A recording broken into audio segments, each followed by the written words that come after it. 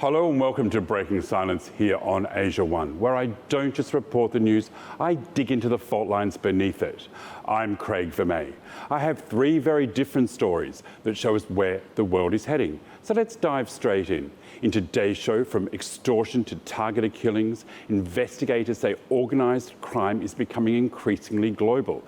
As American authorities unveil major new charges, I explore how criminal gangs from India are expanding far beyond national borders. Then, a border crackdown, families separated, and allegations that some Indian Muslim citizens have been pushed into Bangladesh without proper legal process. Now, questions over citizenship, identity, and minority rights in India.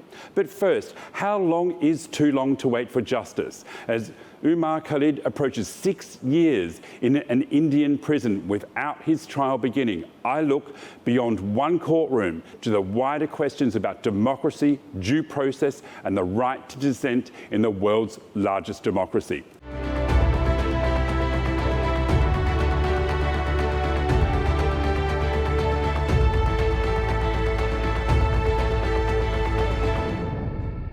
Justice is often described as blind, but it is also supposed to be timely. Because when years pass before a person has the chance to defend themselves in court, difficult questions begin to emerge, not only about one individual case, but about the health of the justice system itself. This week marks almost 6 years since student activist Umar Khalid was arrested in connection with the 2020 Delhi riots. Nearly 6 years behind bars, nearly 6 years separated from his family, friends, and the ordinary life that most people take for granted. And still, his trial is yet to begin. Khalid denies all charges against him.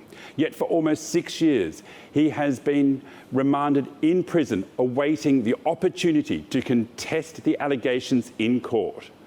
In a recent message from prison, Khalid wrote, "Humanity has become a privilege." They are the words that resonate far beyond the words of a prison cell.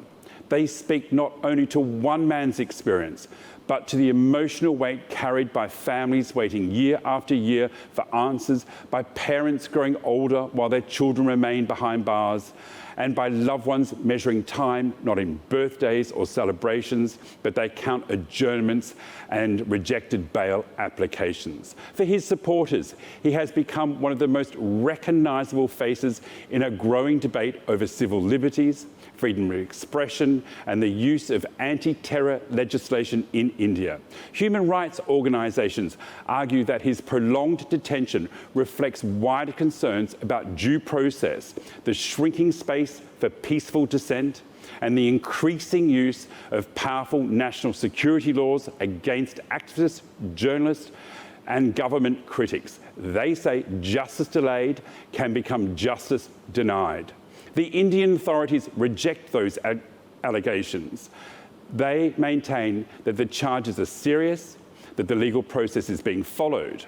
Officials deny that Khalid is being prosecuted because of his political views and insist that the courts are operating independently.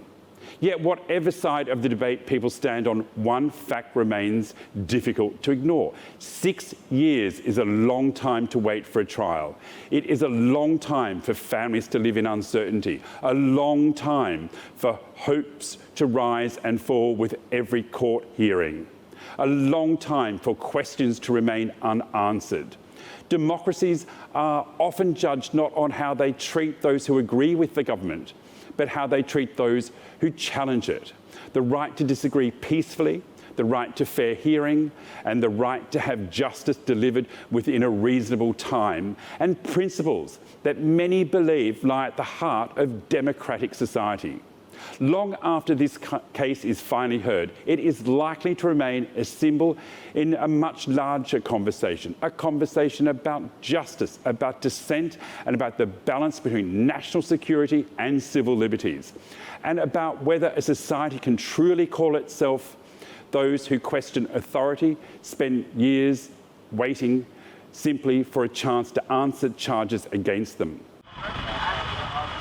Umar Khalid's case has attracted international attention because it sits at the intersection of law, politics, and human rights. Arrested under India's Unlawful Activities Prevention Act, he has remained in custody while legal proceedings continue, with repeated bail applications being rejected. Human rights organisations have repeatedly argued that lengthy pre-trial detention under anti-terror legislation raises serious concerns about due process and the right to a speedy trial.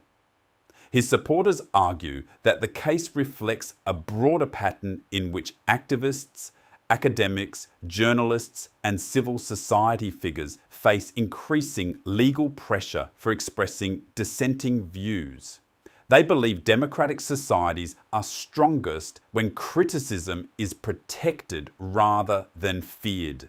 The Indian government rejects those allegations. It maintains that national security laws are applied according to the law, that the judiciary remains independent, and that criminal cases should not be viewed through a political lens. Whatever the eventual outcome, the case has become much larger than one individual. It has become part of an international debate about how democracies balance security with civil liberties and whether prolonged detention before trial risks undermining public confidence in the justice system itself. The questions raised by this case will almost certainly continue long after a verdict is eventually delivered. India's legal process will ultimately determine Umar Khalid's guilt or innocence, but many observers believe the wider questions are already being asked. How long should anyone wait for their day in court? How should democracies balance national security with the protection of civil liberties? And how can public confidence in justice be maintained if trials are delayed for years? Whatever the answers, this case has become a powerful reminder that the strength of any democracy is measured not in only the laws themselves and the laws they pass, but by how fairly and promptly those laws are applied. This is Breaking Silence.